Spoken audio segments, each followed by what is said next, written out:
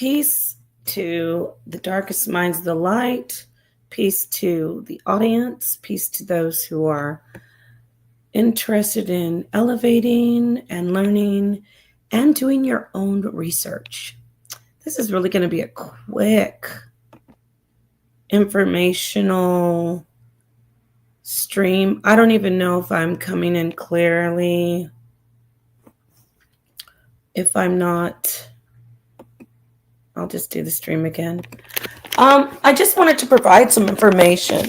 Number one, this isn't professional gynecological advice, meaning this, I'm not a gynecologist. I am not a licensed practicing medical doctor. So this advice is, you can say, woman to woman, which is what I make clear every time I give advice. This is woman to woman. Information is coming out day by day. Research is being done on HRT, hormone replacement therapy. So please seek guidance from your licensed professional medical doctors. Okay. And with that said, let's look at some information. There's a lot of anecdotal cases and documentation on different forums and blogs of people's personal, and I mean thousands of women, if not tens of thousands of women, of their personal experience with just the management of their bodies. And specifically, I'm going to refer to perimenopausal and menopausal, which is, there's a lot of issues with that. Peace, everybody in the chat. This is going to be really quick because I saw a thumbnail of people saying that they're intelligent and mature, and people saying that they are teachers, but really they are doing the opposite. And what I mean is, I was being attacked, which is okay. When I say I was being attacked and it's okay, I'm saying the information that I teach. So I'm okay with people attacking, so to speak, my information. So I appreciate these kind of attacks. When someone says, oh, she's just ridiculous to teach that, I don't have a problem with that. I think it helps us all in our learning.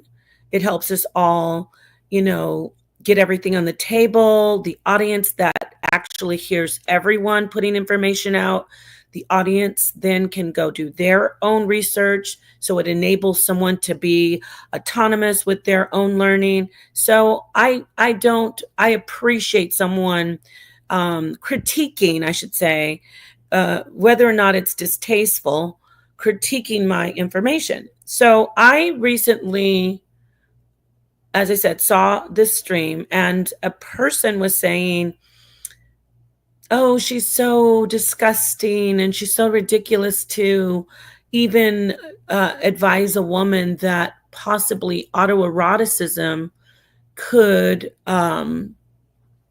slow down the onset of menopause, or she's implying that perimenopause and menopausal symptoms can be relieved through orgasm. Now, again, this is for a mature audience. I am not an advocate for any type of sexual act. I don't advocate for sexual activities. I'm not an advocate. Now, I do advise women when I see that they're having perimenopausal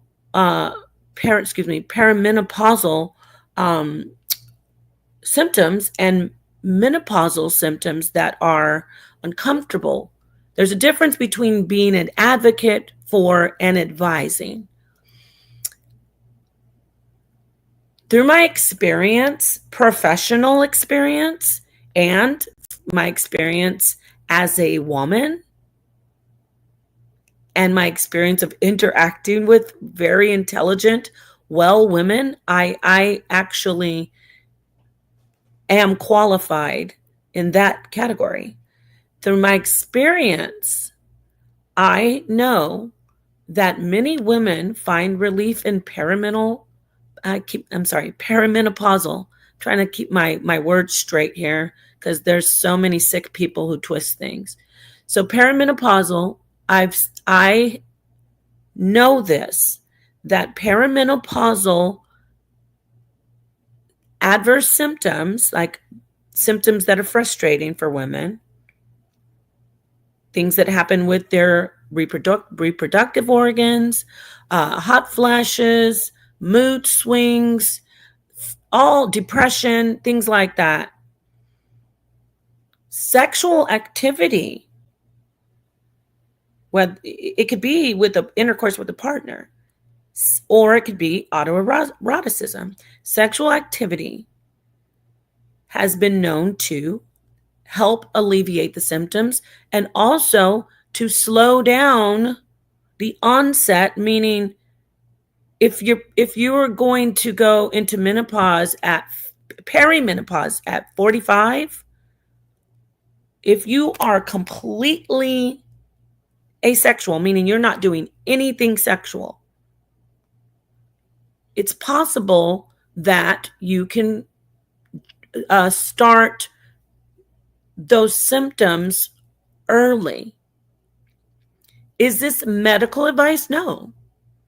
As a woman, as a well woman, as a doula, as a woman who works in midwifery, as a woman who is trained by Queen Afua, okay, I am a womb practitioner, but I know people find that to be pseudo, but it's not. Interacting with all of these forums, dealing with women and helping them with their issues as a woman, not as a doctor, not as a gynecologist, as a well woman, as a womb practitioner, as a woman who deals with all kinds of healing and helping women. It is a known fact that women, now here's a known fact, that women have hormonal changes when they go into perimenopause and menopause. See, that's a known fact. Moving back to the other lane, anecdotal information and new research every day shows that orgasms are linked to the alleviation of symptoms that are associated with perimenopause and menopause. Okay? The reason I recommended, or actually suggested, I should say, autoeroticism is because I don't advocate for people just having sexual intercourse with randoms. That's me personally. So for anyone to try to make it like autoeroticism is something sinister and seedy and filthy, that's strange because you, in the same breath, are pro LGBTQ. And so I find that to be strange when people get on their soapbox and try to make it like autoeroticism is some kind of sexual deviancy.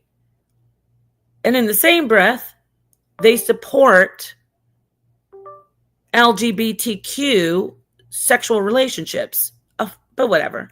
We got hypocrites everywhere. But back to the information for the ladies and for the gentlemen who have wives and friends who are experiencing these issues. Let's look at some articles here. Let's first go to this is a medical.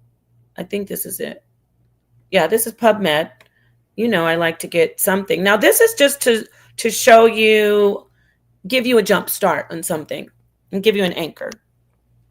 All right, and I'm almost done with this because I have a stream after this. I have to do July 26th. Okay. Let's see.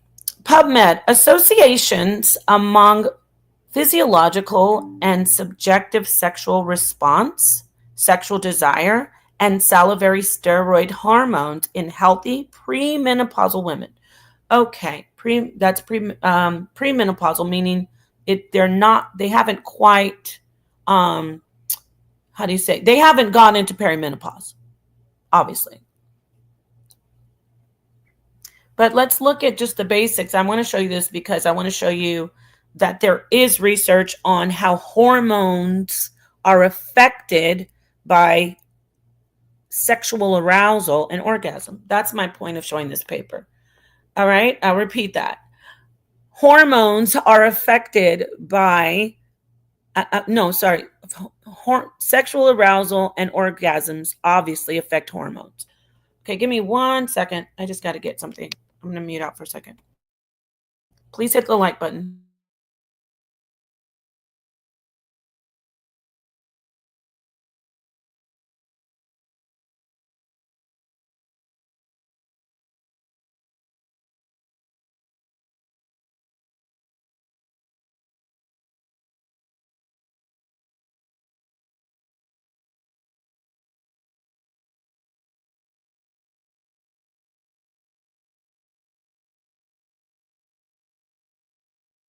Okay, sorry about that. I had to get this. Alrighty, so back to the paper. So, abstract, introduction. Let's see here. Few studies have examined how sexual arousal influences healthy premenopausal women's hormones, limiting our understanding of basic physiology and our ability to transfer knowledge from clinical and non-human populations. It says few studies have examined how sexual arousal. That's why, this is anecdotal proof that I've seen, just women's circles. So they're doing the research though. So while the old wives' tales and remedies have been working for millennia, we don't have all the information on it, right? But we know, right? We know. There was a time when people would laugh if there was no actual scientific information saying that honey helps a cough. You get what I'm saying? But it was just known that honey helps coughs. So now research done, the science is in, honey can actually help soothe the cough, right? All right, so I digress. Let's get back to the paper. Aim. What is the aim of this paper and this study? To examine how sexual arousal and steroid hormones, testosterone, cortisol, estradiol, were all linked to see whether hormone levels influenced and or changed in response to sexual arousal elicited via visual erotic stimuli in healthy women. Let me see. Method. Participants included 40 healthy premenopausal, so these are women who haven't gone through menopause, but they still are researching the hormones, right? Premenopausal women not using exogenous hormones. So they're not using anything else. They're just straight natural, right? Main outcome measures. Change in genital sexual arousal, vaginal pulse amplitude, change in subjective sexual arousal, sexual desire. So this is all the stuff that they measured, right? All this good stuff. Sexual desire via sexual desire inventory and female sexual function index scales, as well as testosterone, cortisol, and estradiol via saliva samples taken before the following viewing of erotic stimuli as genital arousal was recorded via vaginal photoplethysmograph. So they can see, they shine a light through the whatever area and they can see the blood flow. Result: estrogen increased. Let me say this again for the people who think it's funny that I was talking about orgasm and it being linked to the relief of perimenopausal symptoms and menopausal symptoms. Estrogen increased in response to sexual stimuli.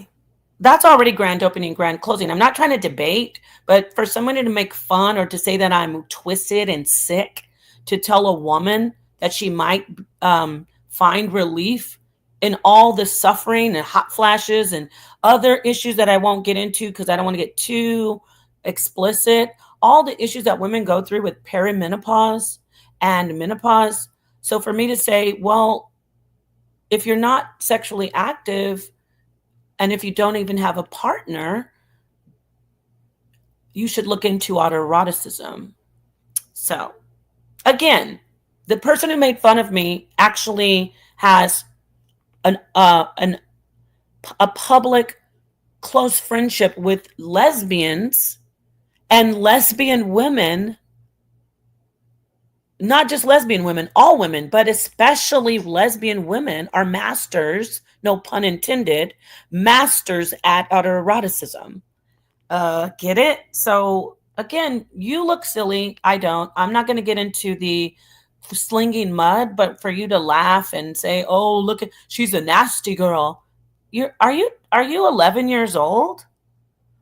Like we're adults, and that is a known therapy amongst in women forums, in well women forums. I'm not saying anything to use any devices. I'm not saying how women should do that. I don't advocate for it, but it does relieve perimenopause symptoms and menopausal symptoms. Let me finish reading this. Estrogen increased in response to sexual stimuli, but this was not, and also oxytocin is increased as well. So it helps with depression. It's like that euphoric feeling. All of that comes from uh, sexual stimulation and or orgasm. So, but this was not statistically associated with genital sexual arousal. So it says estrogen increased in response to the sexual stimuli. It could be any type of stimuli. It doesn't have to be the touch. Okay. It could be visual. But the point is to get the hormones, hormone increase, like especially estrogen, and to release oxytocin, especially the arousal, sexual sexual stimuli, and what else did I say? Yeah, sexual stimuli basically, and orgasm help with hormones. Okay, so and this isn't against the social norms, obviously, because anything goes socially, but this isn't even against people who are Christian or very conservative. Take the information and use it accordingly in your marriage, in your life. It is your body. Again, this person who's making fun saying, oh, she's got nasty, oh, these are the sexual deviant. It's not sexually deviant to advise someone about how they can take care of their own body without any what? Adults. This is for adults. Perimenopause, that's women that's women almost middle aged, if not middle aged. And menopause? So I don't get it. I do get it. You want to make it like me, I and people at the HOK are sexually deviant because you are actually friends, very close friends with a known sexual predator that we will be. We're not going to just let this die out. I noticed the internet is very quiet about Solar Mind, even though I've been ringing the bell and sounding the alarm loudly and being attacked and my life threatened by many people who go in that circle, threatened because I'm exposing a pedophile and a sexual deviant and predator, a dangerous person who preys on women privately and publicly, women and children. So because I advised a woman who was having hot flashes on a panel one day, she was in agony. I advised her, since first off, she speaks open about her sexuality quite often. And I advised her appropriately and in a classy, very respectful way that she should look into trying to get relief. Of course, go to her doctor, go to her gynecologist, go to any specialist. And then they will also say, well, there's no medical evidence that it does, but it could help increase this and this and this with hormone levels. So back to the paper. So, whereas cortisol decreased in association with genital sexual arousal and testosterone showed no statistically significant change, period, full stop. Relationship status was linked to genital but not subjective sexual arousal, such that dating women exhibited higher genital sexual arousal than single or partnered women. Results indicated that all three hormones were associated with self-reported genital arousal via the detailed assessment of sexual arousal scales and sexual desire in different domains, and both testosterone and estradiol. Is that estradiol? I think I said estrogen, huh? Oh, shoot, my bad. That wasn't estrogen. Sorry. Well, estradiol and estrogen are very much linked. So, sorry about that. The E is for estradiol. Some people say estradiol, but it's estradiol. Both testosterone and estradiol were associated with self-reported orgasms. Findings point to the need to examine multiple. Okay, so this research that's being done, in the meantime, people like myself have to get made fun of by ignorant people, but the research is being done, and it says findings point to the need to examine multiple hormones in multiple ways.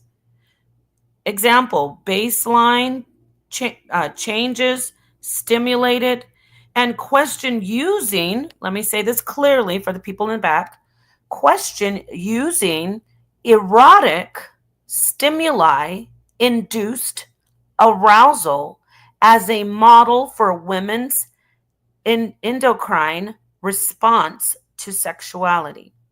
So hormonal response to sexuality. That translates to, hey, there might be something linked between sexual activity and hormone therapy.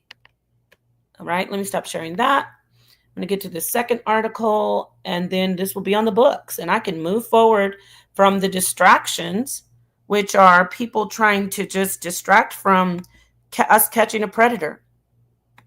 Okay? Stop it.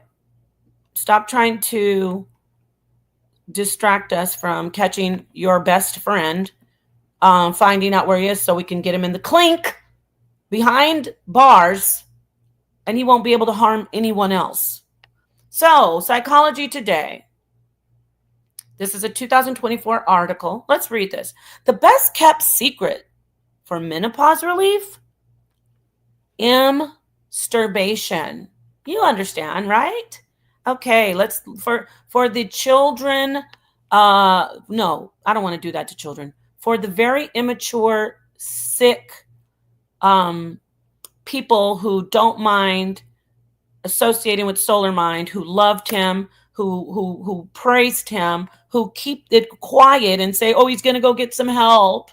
For those people, the guy who's making fun of me for suggesting that the woman explore through medical advice autoeroticism to help relieve her perimenopausal and menopausal symptoms, for that guy who's best friends with Solar Mind, this paper here says it talks about menopausal relief and autoeroticism.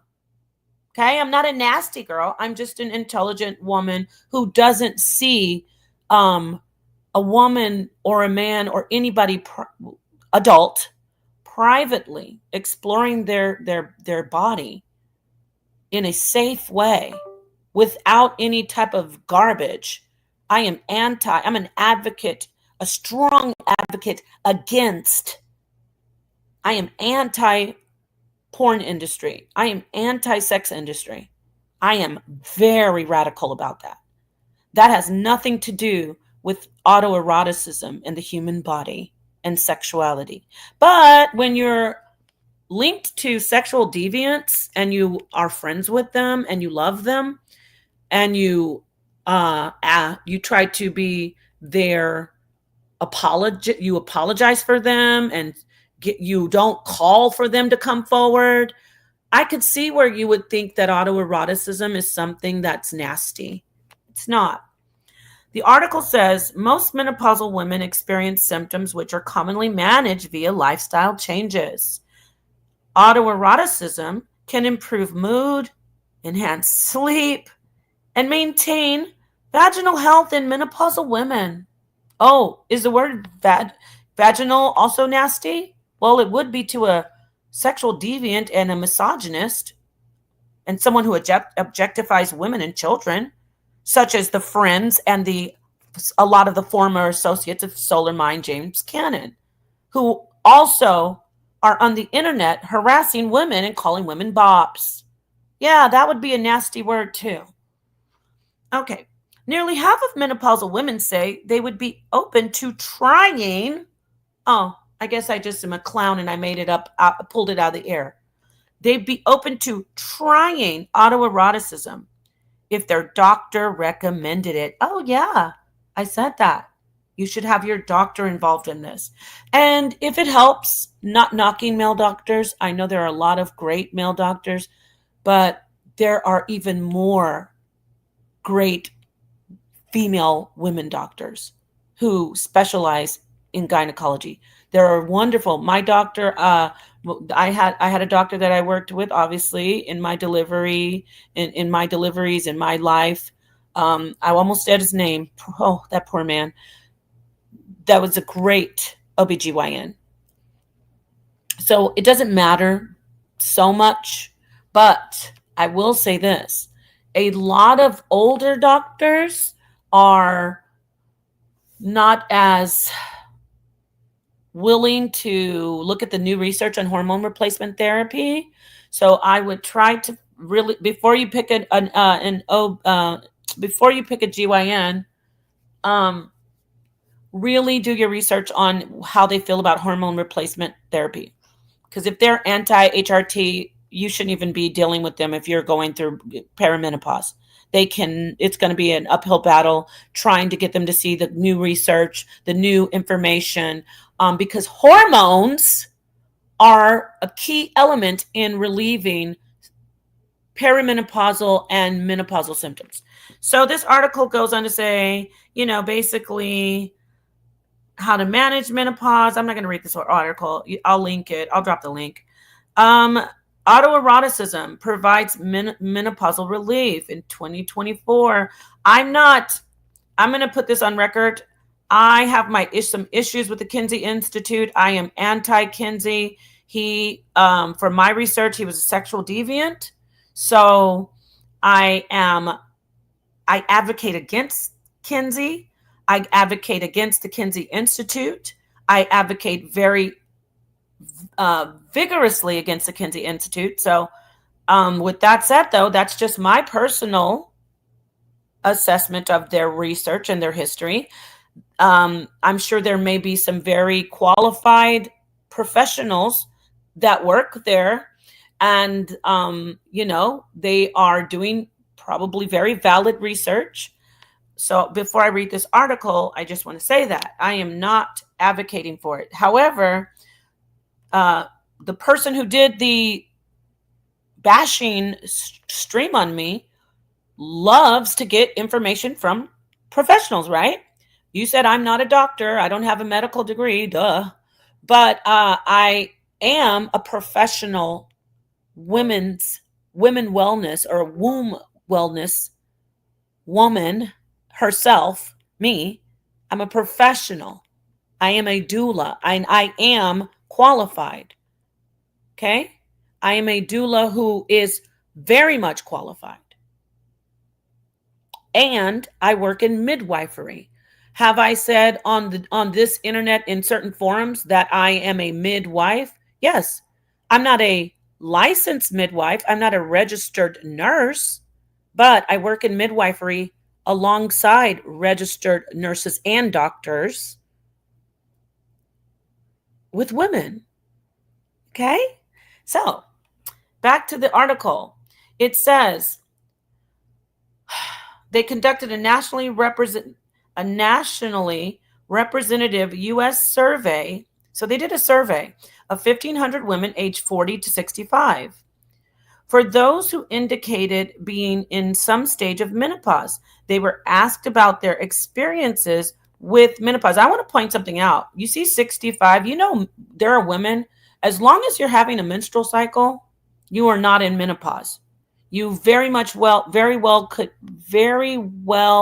may be in perimenopause. If you're having a menstrual cycle, also, you are actually still fertile. Okay? Your body's telling you, hey, we got some eggs in here. I don't know what the quality is, but we got some in here. You need any? Get it? And when you're sexually active, your body knows that. And that's the reproductive process. Believe it or not, getting pregnant isn't just the reproductive process. Coconut falls on the head of people who make fun of stuff when I say autoeroticism helps perimenopausal symptoms. So, actual sexual activity is part of your reproductive process as well. So, for those indicated between some stage of menopause, they were asked about their experience with menopause, their strategies for dealing with the symptoms, including what? The big M word. Hands on,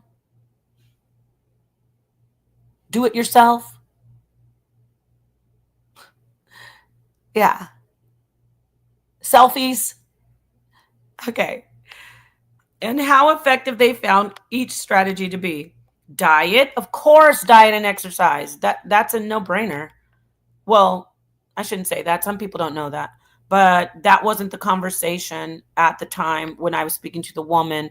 That's been taken out of context and used as if I'm promoting some seedy, lascivious ways for women, some deviant stuff that actually one of your best friends, I'm addressing the guy who was bashing me, one of your best friends, your homie, the commissioner,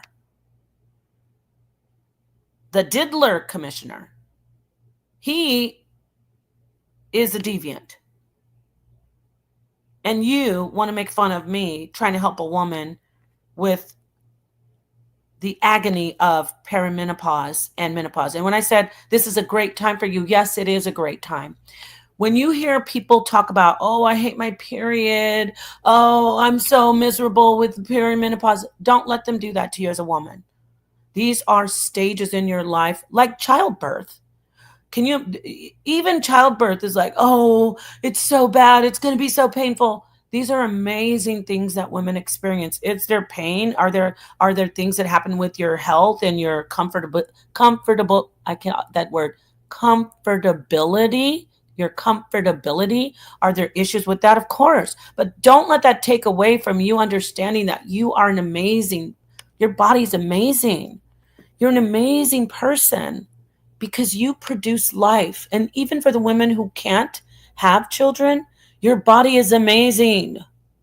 You go through cycles that tell you, yes, you are your body is the building, the construct, the foundation of reproduction, regardless of if you're having actual babies or not.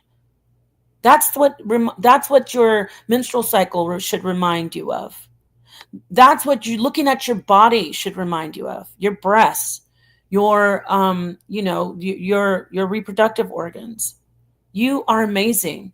So A misogynist making fun of me, telling a woman who's going through perimenopause, that's something for her psyche. When I tell her, you're going through an amazing time for right now, and she says, I don't feel like it, and oh yeah, look at her, what a dummy saying that. You don't get it. I'm changing her, these programs that we've been given as women. Oh, you're only good until you're 30. We have women in their almost 50s, if not 50s, making fun of other women's ages, saying you hit the wall. Oh, you're 50. Oh, you're 54. Oh, you're 55. Oh, you're an old lady. This has to stop. So, yes, I am going to tell you you're having an amazing time right now. You better believe it. So, anyway, diet and exercise were found to be the two most common strategies, each reported by more than 20% of menopausal women. A smaller number, 1 in 10, reported that regular autoeroticism, handheld, selfies, do it yourself. You get what I'm saying. The master of all masters, the big M, regular M was a part of their approach. Interestingly, however, despite being used less often, the big M was actually ranked higher than any other lifestyle factor in terms of providing symptom relief. So I'm going to drop this article. I said what I needed to say. Okay? Do me a favor. Stop trying to distract the people from that sexual predator, the sex crime committer. Stop. And I'm going to say his name, Chris Harris. Please stop trying to distract people from Solar Mind's sexual deviancy and his preying on women and children. Don't do that anymore. Don't try to use me to spin a narrative that I am sexually deviant because I recommended that a woman look into every healthy avenue and every healthy strategy to help her relieve how some of the ailments that come with the changes of her body, her beautiful body. From the womb to the tomb, we are all living organisms and human beings. Men have their things, women have their things. So I'm addressing women. You are beautiful. Periods aren't bad. They're not dreaded. They shouldn't be. They're not nasty. They're not ungodly. Just take care of yourself.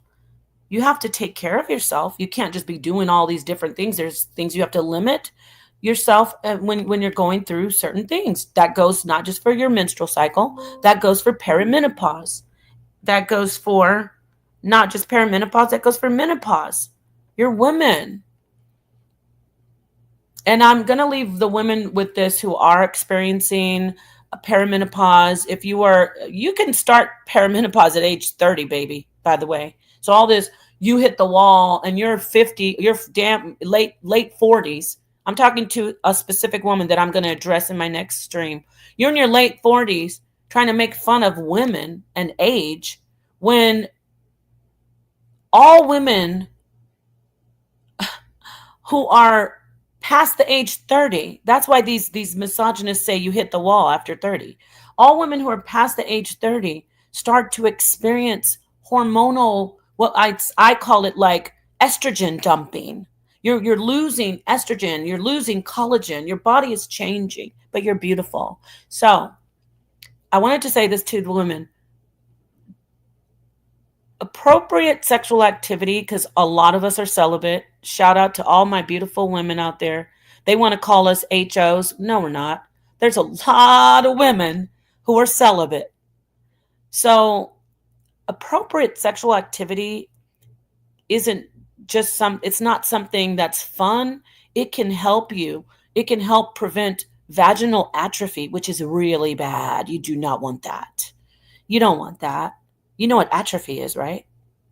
Atrophy? Let me get the definition for you. You don't want that beautiful organ to atrophy. These are things that people should let women know, but they don't. Doctors do, but I'm not a doctor. However, instead of protecting sexual predators on the internet, I like to help people. Chris Harris. I like to help people. I don't like to bash women and men. I don't stalk people on the internet and gang stalk. That's going to end. You can keep doing it, but I'm going to keep on bringing up who's the real bad guy. Because your leader, the king and queen, Solar Mind, and the woman that I will be addressing in a very womanly way, not to bash her, but I will be getting some. This is going to be a real serious stream coming up because we're going to get Solar Mind. He ain't going to just lay low and come back like he did with your so-called hound session when you heard all the evidence, but you still not only dealt with him on the internet, you are friends with him, Chris Harris. So you better leave me alone. Now let's get this information. I'm just going to show you what atrophy is, ladies and gentlemen, for your wives. Atrophy. Okay. Atrophy. Atrophy of body tissue or an organ to waste away, especially as a result of degeneration of cells or to become vestigial during evolution. Gradually decline in effectiveness or vigor due to underuse, my loves, or neglect. Please, I love you. I really do love you. Even this very, very, very sad woman that I'm going to be addressing, I love her. She wants to destroy me, literally, destroy my life. I'm I know my life is in danger. If I've assessed all this, my loved ones are in danger. We have to protect ourselves, but we're going to take this nigga down. Excuse my language. We're going to get Solar Mind locked behind bars. You can play all you want on the internet and beef tube it up, Chris Harris and everybody else that thinks this is a game. But that man is out there assaulting children and women. So you keep on trying to find something while we try to find Solar Mind and bring his ass to justice. Peace to the darkest minds of the light. I'll see you soon.